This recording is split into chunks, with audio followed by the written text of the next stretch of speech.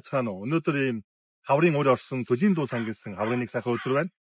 За ингээ удахгүй монголчуудын маань хувьд өрн цаг гэж барилгын удирдал эхлэж байна. Тэр хүн бүхэн тэр үеэр асуудаг. Ямар материалаар мөрөөдлийн байшингаа барих вэ? Эсвэл мөрөөдлийн хаус судалсан авах вэ гэж. Модоор хийх үү, бетоноор хийх үү, эсвэл төмрөөр хийх үү? Дэлхийд дээр баригдаж байгаа бүх хаусны 70% нь зөвхөн модон материалтай байдаг.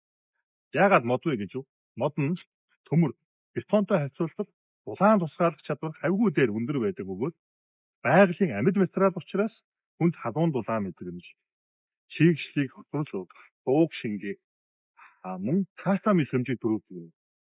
Тийм учраас та хэрвээ байшин тулсан авах гэж байгаа бол эсвэл өөрсдийн мөрөөдлийн байшингаа барих гэж байгаа бол заавал модон материалтай хаус сонгон барьж эсвэл олон материалаар хийгдсэн хаусыг худалдан авахыг та бүхэн зөвлөж байна. За тэгээд амжилт хүсье.